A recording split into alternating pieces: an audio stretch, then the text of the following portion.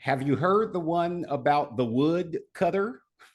No, that's not the beginning of a bad joke. It's the beginning of a story that's very, very important for those of you who aspire to become leaders.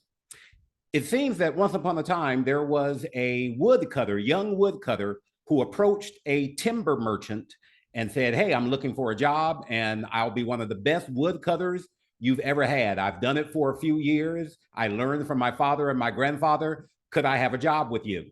Timber merchant said yes, and he put the young man immediately to work. The young man went into the woods, and on the very first day, by the end of the day, he had chopped 18 trees down. That was a company record.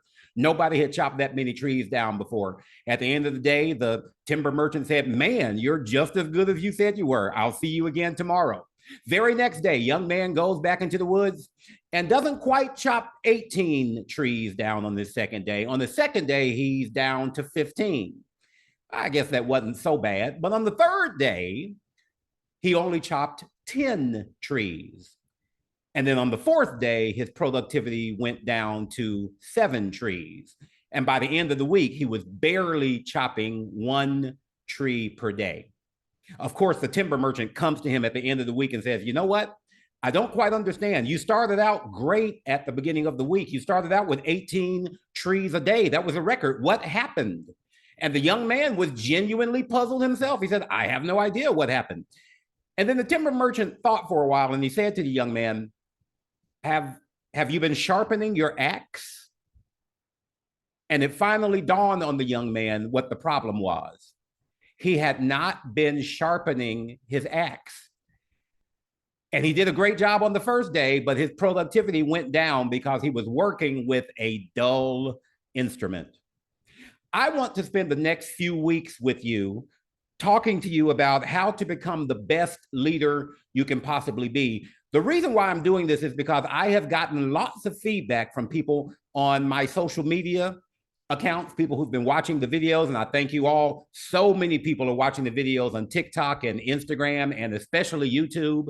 And I've gotten a lot of inquiries from leaders, or well, not leaders, but people who want to become leaders, people who are employees right now who aspire to leadership. Maybe they're in their 20s, early 20s, mid to late 20s. It doesn't really matter what age you are, but these are people who are currently employees who one day want to become leaders. And they've reached out to me and said, "Dr. Noble, what do I need to do in order to prepare myself? What do I need to do in order to make the leap from being an employee to being a leader?"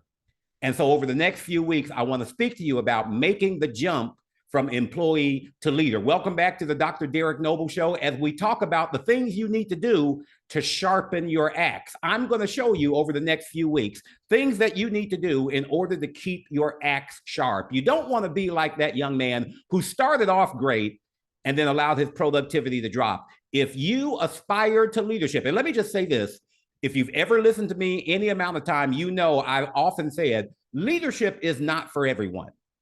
Heavy hangs the head that wears the crown. We've all heard that expression before. Leadership is not for everyone. However, if leadership is for you, if you know that you have the fortitude, if you know that you have what it takes to not only be a leader, but to be a strong leader and a leader who reproduces leaders, then I want you to listen closely over the next couple of weeks here on the Dr. Derrick Noble Show. I want to show you some things you need to do in order to sharpen your axe and be prepared and ready to go at any moment to be bumped up from employee to leader. Are you ready? Go ahead and get whatever it is you use to take notes on, because I want to give you, and I can guarantee you, we're not going to get through all of it in one show. This is probably going to be about a 3-week presentation here. But go ahead and start taking notes. Everybody ready? Let's talk about some things you need to do in order to sharpen your axe, some things you need to do in order to prepare yourself to make the leap from employee to leader. And the number one thing that I would tell you to do, please write this down, develop self-awareness. Develop self-awareness. If you want to move from employee to leader, the very first thing you need to do is develop self-awareness. And by this, I mean you need to understand your strengths, your weaknesses, your values, your communication style, and your leadership style. Now, I could spend the rest of the entire broadcast just on those, and maybe I will. I want to make sure that I give you an exhaustive list of things you need to do to prepare yourself. First of all, you need to know what you're good at. I have done a video before that got a lot of good feedback. I talked about the fact that we're often told that if we talk about the things that we're good at, then we're bragging. It's not bragging. Everybody needs to know their strengths. You need to know what you do well.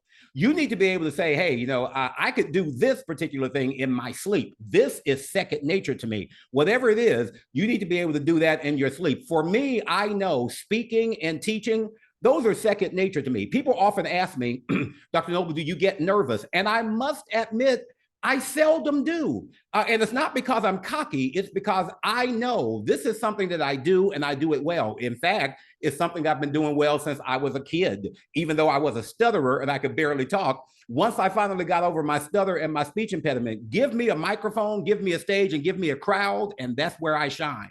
Okay. You need to know what it is you're good at, what do you do well. I know another thing that I do well is I'm good at mentoring other people. There have been so many people who have come into my life that I have had the wonderful opportunity to mentor. Many of them came to me as employees and now they own their own companies. I was just talking to somebody the other day about the fact that I have so many people that I have mentored to the point that I told them, you know what? It's time for you to leave me. You've learned everything, or not everything, because nobody knows everything, but you've learned enough to branch out on your own. So I know I'm good at preparing. I'm not just good at it. I'm great at preparing the next generation of leaders. That's something I do well. I'm a great mentor. Now, on the flip side of that, there are some things that I'm not good at. And if you're going to be a leader, you also need to know not only your strengths, but you also need to know your weaknesses. So I want to ask you, those of you who are watching this on YouTube or any other social media channel, before I go on to the next point, I'm going to give you an opportunity to pause this video and just write down the things that you know you're good at. These are things that you could do on autopilot. These are things that you could do in your sleep. These are things that you could teach a class on. You could teach a master class on. And everybody has at least one. So pause right now and write down the things that you think you're good at. And by the way, if you don't honestly know what they are, ask the people around you. I guarantee you, people who have observed you can answer that question for you. They can say, you know what, you're really good at this, this, and this. Some of us are not as objective about ourselves as we could be. So ask somebody what you're good at. Pause right now and make a list of your strengths. All right, and now that you're back, we're going to move on from strengths to weaknesses. Every good leader, if you're going to move from employee to leader, you need to know not only what you do well, but you also need to know what you don't do so well. Can you imagine why it's important to know that? I'm sure you've already answered that question. You need to know what you're good at for one of two reasons. Number one, I need to know what I'm good at so that I can improve in those areas where I need improvement. Or I need to know what I'm good at so that I need to know what I'm not good at so that I can surround myself with people who are good in the areas I'm not so good in. Let me repeat that.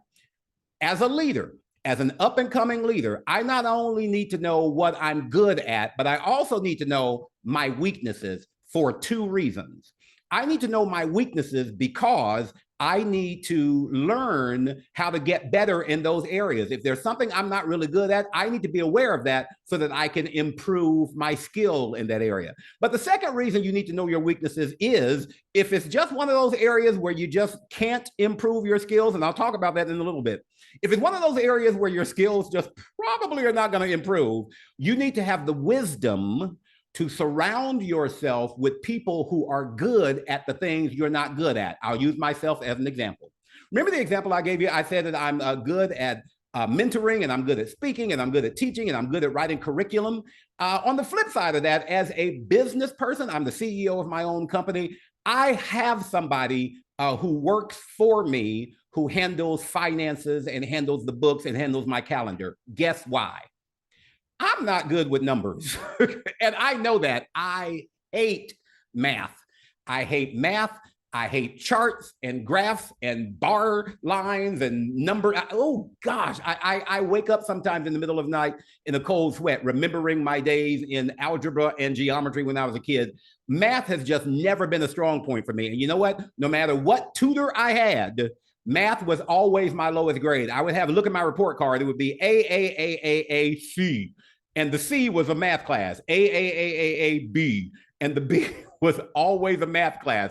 That's the stuff that kept me in grade school, at least, from getting straight A's. Once I got to college and grad school and did my doctoral work, I was taking those classes in the areas of my strength. So I made straight A's and I was valedictorian then, but that wasn't the case in junior high. In high school, my low grades were always math grades. Now, watch this. As a business leader, now we're laughing about it, but you know my point here. As a business leader, as a leader, as one who wants to make the leap from employee to leader, you need to know, hey, I'm not good at this. And it gives you the opportunity to either become good at it, or if you're like me and you realize it's just one of those areas where you're probably never going to be great, have the wisdom to bring somebody on board with you who is good in your weak areas. Does that make sense? If you're going to make the leap from employee to leader, if you're going to make that leap into becoming a leader, you have to develop self-awareness. And the first two areas we talked about are your strengths and your weaknesses. And we all have them. Strengths and weaknesses. Another weakness of mine, I'm not really good with paperwork. I have a tendency to forget things. I know I need to upload into social media. I'm not good at doing that stuff on my own because I get busy doing the other things that I'm good at. So I've hired somebody, and he does a great job with it, who is my social media account manager, and he keeps me posted. So all the things that you're seeing on the video, all the videos you're seeing, that's not because of me. That's because of Jorge, okay? So get you a Jorge, but you can't have mine. But you need to know your strengths. You need to know your weaknesses. Here's a third thing you need to know as far as self-awareness. And we're still on this first point. Remember, I said I could probably do this entire broadcast just on this first point. If you're going to make the leap from employee to leader, you need to develop self-awareness. We said aspects of self-awareness are you need to know your strengths. Secondly, you need to know your weaknesses. Third, you need to know your values. In other words, you need to know what you stand for.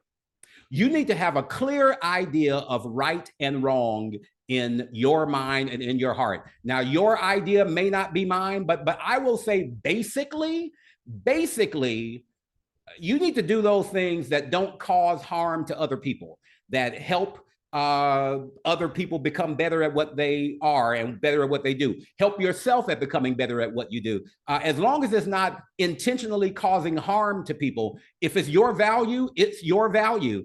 There are people in this country who are so politically divided, whether you want to call yourself liberal, progressive, conservative, whatever the case may be, they can't see past the point that what ideologically, in some situations, what's right for me may not necessarily be what's right for you if it doesn't cause harm to another human being. And for me, that's the litmus test. If it intentionally causes harm to somebody, then it's definitely something bad. And I don't care who you are, liberal, conservative, or whatever it is, you need to stop it, okay? But let's talk a little bit about values. Let's talk a little bit about values. I was talking to a friend of mine not too long ago, and we were at dinner. I was in town for a business engagement. We were at dinner. This is a friend of mine. He's been a friend of mine for years. So we went to dinner, and when it came time to order, I ordered water and tea, and he ordered some type of alcohol. I forget what it was, martini or something like that. So as he ordered the alcohol, he said to me, and the waiter said to me, sir, you sure all you want is water and tea? I mean, this is one of those upscale restaurants where they have this extensive wine list and all the finest champagnes and all. And I said, no, water and tea, green tea will be fine for me. I don't drink. Now, let's see where this goes. I told them I don't drink. And they asked me, well, the waiter took my order. And then, of course, my friend, I was kind of surprised because I guess we never really sat down for a formal dinner like this before. So he asked me about my liquids of choice. And I told him just basically, alcoholism runs in my family. And I have seen the effects of alcohol on people and their relationships and their families. I have buried people. I have eulogized people who succumbed to overindulging with alcohol. So I made a decision as a child, listen closely. I made the decision as a child that drinking alcohol was just something I was never going to do. Now, do I believe that my friend who sat at dinner with me drinking his champagne and his imported wine was a terrible person? No, I don't think he's a bad person unless he overindulges and then goes home and beats on his family and beats his wife, beats his kids, and beats his dog. Now, that's the problem. Remember, we said if it doesn't cause harm to people, if it's different, just let it be different. So I didn't judge him because he wasn't a drinker. He didn't judge. I didn't judge him because he was a drinker. He didn't judge me because I wasn't one. He just got curious and he asked me about it. Now, here's why that story, I'm telling you that story in values.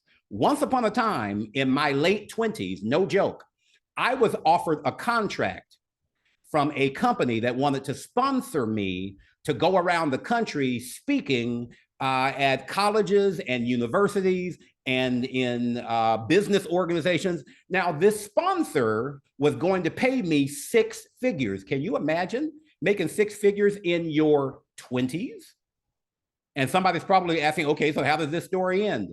It ended with me turning the offer down. You want to know why I turned the offer down? It's very simple. The reason why I turned the offer down is because this sponsor that wanted to send me around the country speaking with their logo behind me and sponsoring my speaking tour was one of the largest breweries in the United States.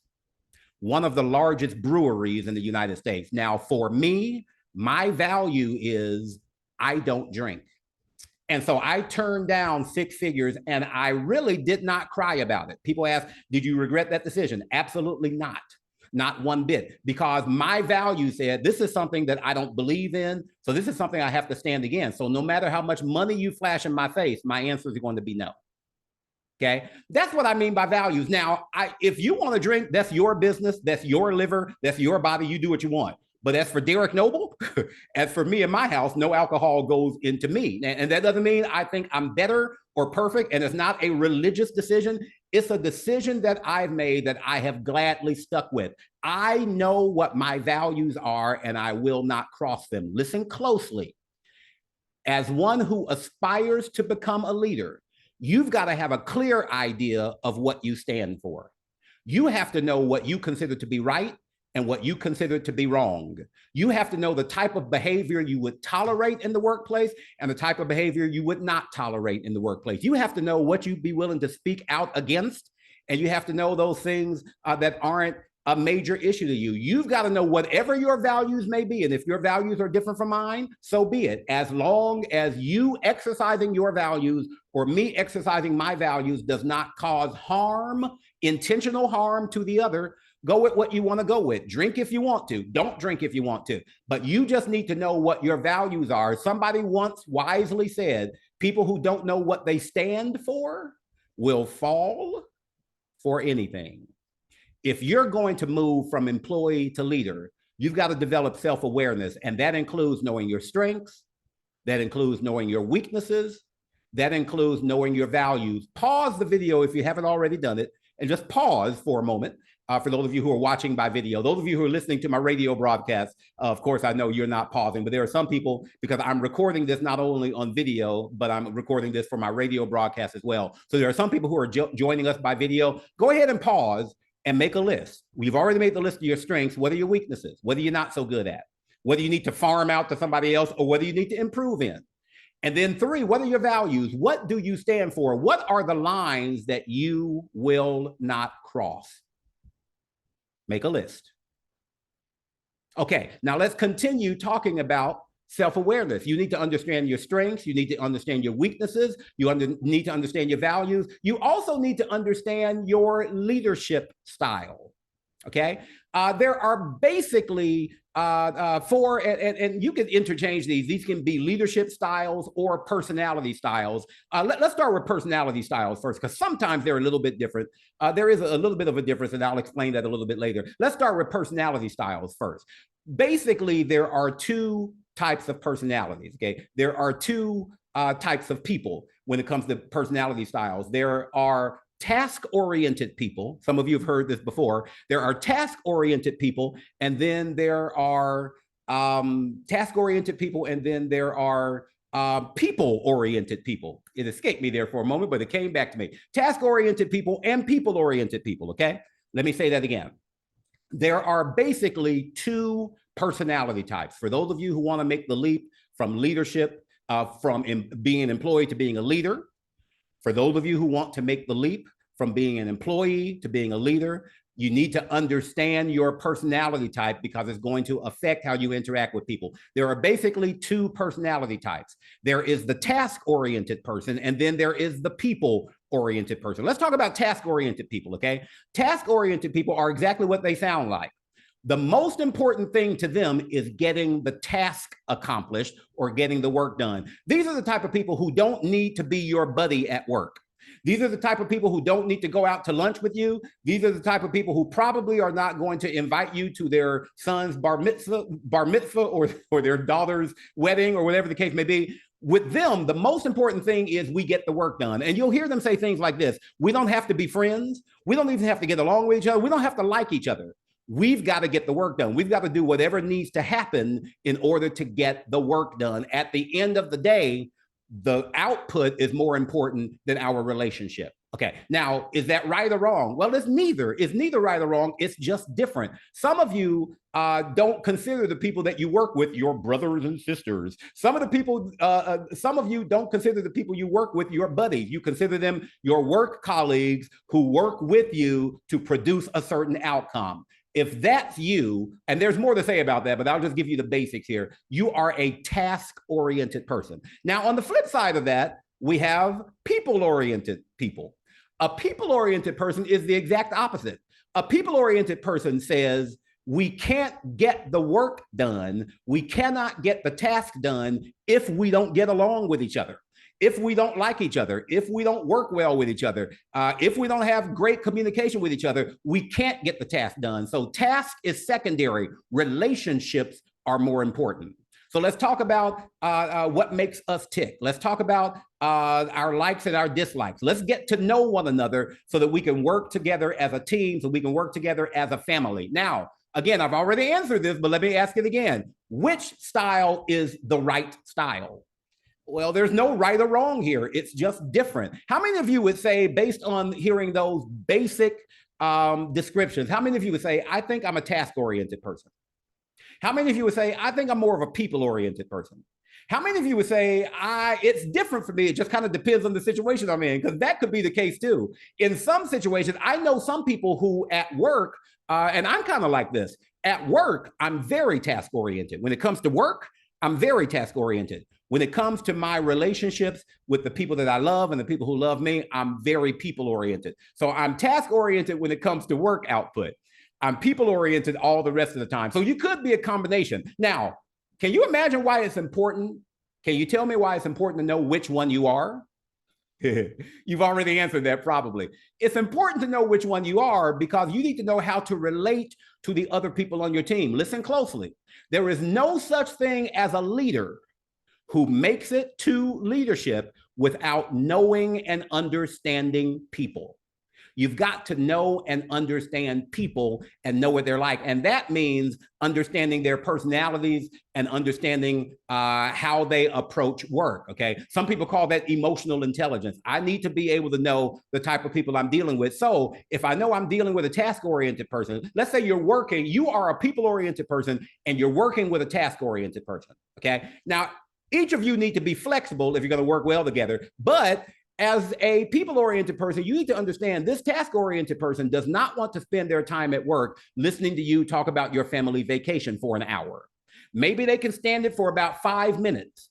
But after that, they're like, okay, thank you for telling me about your trip to France. Now let's get the work done. So they need to be a little bit flexible to let you have the relationship you need. And on the flip side, you need to be flexible to understand that if they don't want to hear about your vacation, they do not want to see the pictures of your new grandbaby.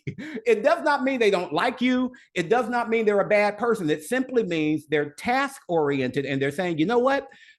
we probably just need to get the work done and not worry about this other stuff. Now, again, who's right and who's wrong? It's not a matter of right and wrong. It's just a matter of difference. Self-awareness, listen closely. Self-awareness is the foundation of effective leadership. If you're going to be an effective leader, if you're going to move from employee to leader, you've got to understand who you are and what makes you tick. You need to play to your strengths.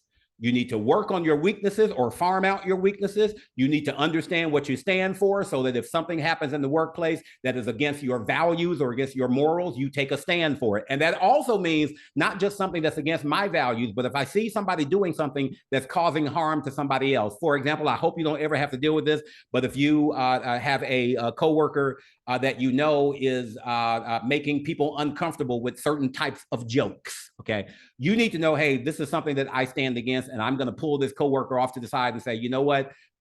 These off-color jokes, these blue jokes, these sexual jokes, you need to stop, okay? Because we're not going to allow that here. You need to know what you stand for so you'll be able to be a strong leader. It is a weak leader who will just go along with the flow. You need, whatever your values are, espouse those values, and by all means, stand for those values and do what you say. You got to make sure that who you say you are matches who you actually are. You got to know your strengths, you got to know your weaknesses, you got to know your values, and you've got to know your personality style and or your leadership style. And there are some leaders, if we're talking about leadership styles, there are some leaders who are perfect for crises. There are some leaders, let's say, for example, you are on a plane, and God forbid, but the plane is starting to go down, the plane is experiencing trouble. The plane is experiencing trouble. The type of leader you need in a situation like that is a leader who will say, okay, everybody listen up and shut up. If you want to live, follow me. I need you to grab a parachute and jump out of here, and here's how to use the parachute. Now go, go, go, go. Now, that person is the leader you need in a crisis situation. You know what the problem is with that type of leader, though? The problem becomes when that type of leader leads that way all the time, because not everything, not everything is a crisis. So that leadership style works in a crisis, but it doesn't work every day. And then there are some leaders who are more democratic. They're like, you know I'm the boss, but I want to hear what everybody has to say, and I want to get everybody's input, and let's put it to a vote. So these types of leaders say, I know I make the final decision, but the fact that I make the final decision does not mean your opinion is not important. So let's go around the table and everybody tell me what you think about this idea and how you feel about it, and I'll let that inform my decision. There are some people who are more democratic. You need to know what your default leadership position is so that you can adjust yourself to the other people on your team. If you don't learn to adjust and bend a little bit, you're never going to be the leader that you could be. That's really all the time I have for now. I told you this is going to be a while. I just want to spend as much time with you as possible, helping you to make the leap from being an employee to being a leader. Thank you very much. Join me next time. Take care.